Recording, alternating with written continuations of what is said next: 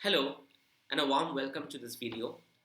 A lot of people have been asking me what family constellation is, how do I do it, what kind of therapeutic technique it is, and do I need the whole family to get to you so as to do family constellations? So, even before I go into family constellations, I'm going to talk briefly about what I have been always talking, and that is inherited family trauma. The words are quite clear as you all know it. I've been talking about the second generation survivors of the Holocaust victims, people who went through the Holocaust and went through the trauma of the Holocaust. Their second generation survivors were shown to be more prone to PTSD, post traumatic stress disorder. They were more prone to show symptoms of hypervigilance, insomnia, body sensations which felt as if they were not their own, and ghastly images from the war. It was as if they were repeating the same experience that their ancestors went through. On investigation, it was found out that their cortisol levels were really low. Cortisol is the hormone which is responsible for management of stress, and less cortisol only meant that they were more prone to stress and their reactions to it might be just poor, as in the handling mechanism. It was also shown in another experiment that the women who went through the Dutch famine in 1944 underwent a lot of malnourishment and malnutrition. However, the second generation progenies of these women were shown to be more prone to diseases like diabetes, obesity, cardiovascular disease. In a lot of studies, it is also shown that twins which come from the same egg of the mother, as in monozygotic twins, one of the twin is balanced and mentally probably refined, while the other shows signs of aggression and is more prone to symptoms of depression and many a times to even schizophrenia. How come that difference exists? Clearly, we understand from a lot of researchers that traumas that happened in a line of generation somewhere before get somehow repeated and played out or reenacted later in the generation. That much has been clear, that has been confirmed. And the field of science which is dealing with this, that how it happens, how the gene expresses the changes that happen here in this generation also, is called epigenetic in simple terms. Of course, I can provide a more elaborate explanation, and I will probably in my next videos. But the field which is dealing with these experiences and understanding them from a scientific perspective is epigenetics. Now, I believe that no problem is ever individual in nature. Every problem is systemic in nature. By systemic, what do I mean? Something that belongs to the system. Now, what is a system? A refrigerator is a system because it has so many parts. A human body is a system because it has so many parts, like the nervous system, the cardiovascular system, and the reproductive system, right? Similarly, family is also a system.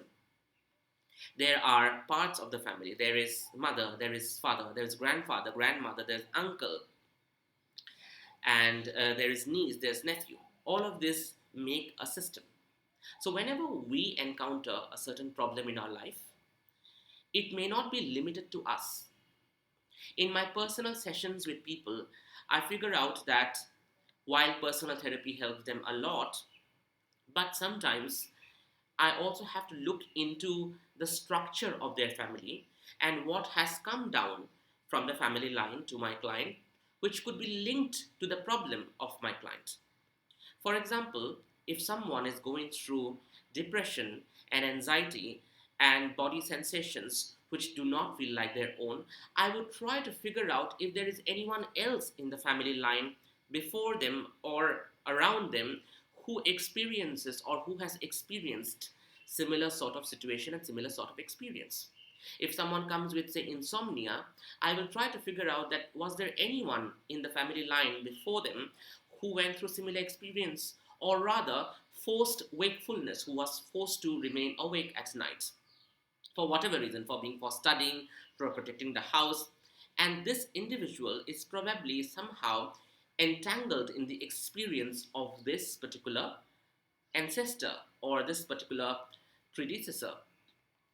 So I try to figure out that there is some sort of linkage in the family, whatever problem my client represents with. And many times it is difficult to figure out that whatever my client is representing as a problem, where from the whole system, as in where from the whole family, the replication or the entanglement or the projection or the reflection has come. It is difficult to figure out because you have to ask so many questions, to ask about the grandfather, ask about the grandmother, ask about the father, mother, whoever, the entire system basically. Clearly there is a linkage, but to find it out is a problem sometimes. Okay. Now, family constellation is one way by which we can not only find out these linkages of individual problem to wherever in the family is, but also to heal that issue. Because family constellation is an experiential process, it is difficult to describe it in words right now, as in how we do it. But in the simplest possible manner, if I put it, family constellation is actually a map which provides you the internal picture of your problem and wherever in the system it comes from.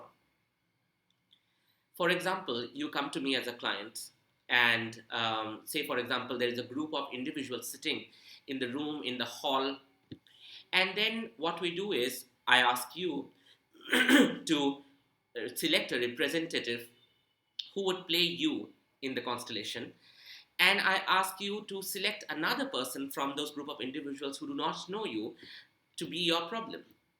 Somehow, the attitudes, the behavior, the verbal expression, the non-verbal expression between these individuals who are out there in the room, in the hall, in the field, will give you an exact picture, an accurate picture of what you are going through in your life with this particular problem that you came to me with. And it will give you where from the family this problem or this issue or this replication is being represented in your life, which means that family constellation is like a mapping which gives the internal picture of what the client is entangled with, what the client is repeating, what the client is replicating from the family system. Now, a lot of people ask me, how does it happen? How does it happen automatically? These group of individuals who are representing the client and their problem do not know who the client is. How does it happen that they interact and their attitudes and their behaviors and their communication brings up the whole picture of the client? Well, there is something called the morphogenic field. I will talk about the morphogenic field in my later videos, but it is important to understand that just like we have our own unconscious and subconscious where everything is stored, the family also has its own unconscious, pool of unconscious which stores everything that the family has gone through and all internal hidden dynamics of what the family consists of. And that particular unconscious is brought up as we call the field. Is the field of the system which actually brings the clear picture up to the surface and also brings in the resolution. So once the field is balanced, the system also balances. As I have mentioned before, that anything that undergoes stress, discount, has been excluded from the system will be balanced later by the system.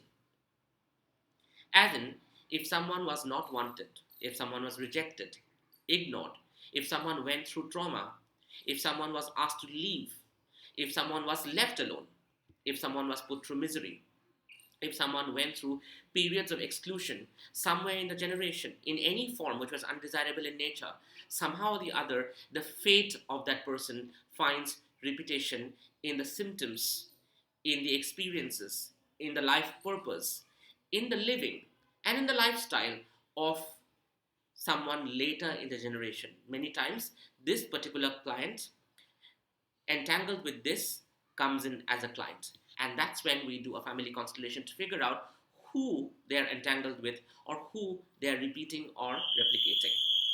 But it is important to understand that all of these things happen unconsciously. It is actually the field that is doing it. The field is only trying to find balance. And once in a constellation, when we balance the field by including this particular ancestor inside the field or inside the system, that is when resolution happens. That's why I always opine that no problem is ever individual in nature. It is always a part of a system. It is important to explore that system, and one of the ways by which we can explore the system and bring harmony in the system is family constellation. And again, system by system I refer to family here. So I hope this introductory video was helpful for all of you to understand what constellation is at its most basic level. I will of course elaborate on it in my later videos. But thank you so much for watching this video. Bye bye.